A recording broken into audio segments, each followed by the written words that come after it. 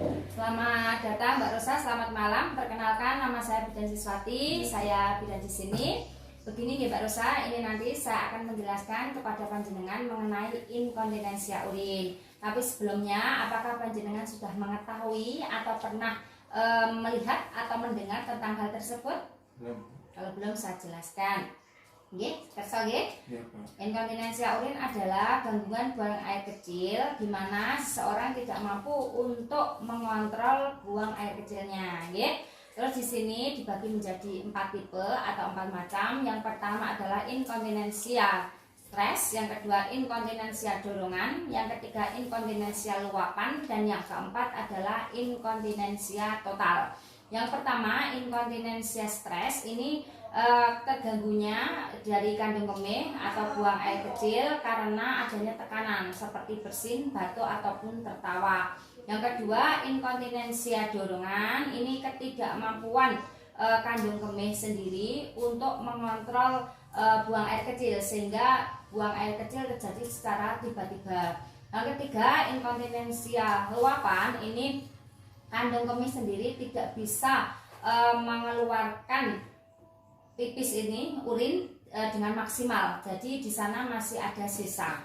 Terus yang keempat, inkontinensia total ini ketidakmampuan dari kandung kemih untuk menyimpan urin sama sekali, sehingga biasanya orangnya selalu ngompol. Di sini penyebabnya apa? Yang pertama, inkontinensia stres ini disebabkan adanya kelemahan, melemahnya otot-otot dari dasar panggul ataupun sphincter uretra atau lubang keluarnya air kencing, air kemih di sini itu melemah sehingga hal tersebut bisa terjadi.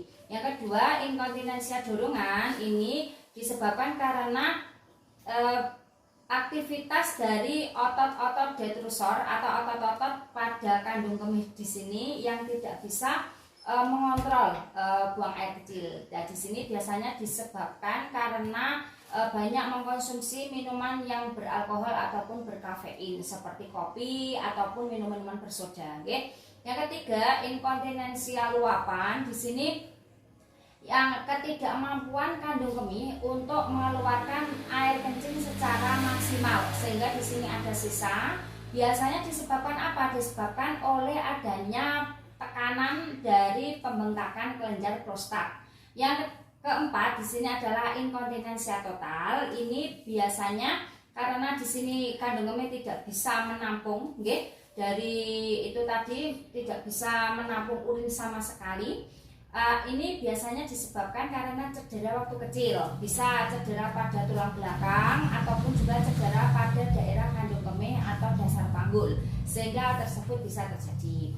Nah, di sini untuk pencegahannya bagaimana? Yang pertama, untuk inkontinensia stres, di sini biasanya hal-hal yang dapat dicegah di sini untuk semua inkontinensia secara menyeluruh adalah yang pertama, kurangi makan makanan atau minuman yang mengandung alkohol dan kafein. Kendalikan berat badan tidak boleh terlalu berlebih. Kalau berat badan berlebih biasanya otot-otot ini tidak bisa berfungsi secara maksimal. Yang ketiga, lakukan olahraga yang terutama pada dasar panggul, kuatkan dasar panggul. Terus yang keempat, ini biasanya dilakukan olahraga tertentu untuk memperkuat dari kandung kemihnya sendiri.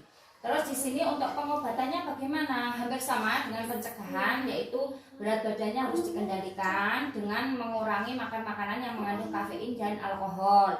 Terus di sini juga panjenengan bisa melakukan olahraga ataupun senam untuk memperkuat otot dasar panggul di sini dengan senam kegel, yaitu duduk dikembang-kembiskan, ditahan, kembang-kembiskan itu biasanya bisa memperkuat otot panggul. Dan yang kedua juga bisa dilakukan yoga tertentu untuk hal tersebut. Nah, terus selain itu juga bisa dilakukan pengobatan dari dokter sesuai dengan inkontinensia yang dialami. Terus di sini untuk inkontinensia stres ini biasanya dilakukan pembedahan, atau sling namanya, sehingga nanti bisa teratasi. Seperti itu, apakah sudah jelas? Apakah ada yang mau ditanyakan? Sementara belum ada, Bu. Oke, kalau belum ada, cukup sekian saya beritahukan kepada panjenengan. Nanti kalau misal ada pertanyaan bisa WA saya aja. Ini saya tulis dulu. Sudah dilakukan konseling inkontinensia pada Nyonya Rosa 23 tahun di TPMB Siswati tanggal 22 bulan 10 2023, pemberi asuhan Nyonya Siswati. Oke, terima kasih Bu Rosa atas kerjasamanya.